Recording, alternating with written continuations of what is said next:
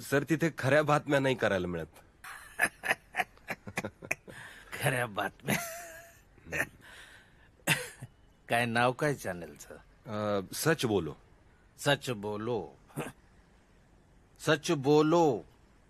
दारू पियो और सच बोलो.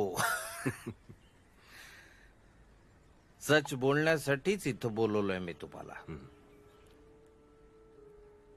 स्वतःला निर्भीड पत्रकार म्हणवतो तो. Yes sir. फार दुर्मिळ शब्द आहे आणि खूप महाग आहे.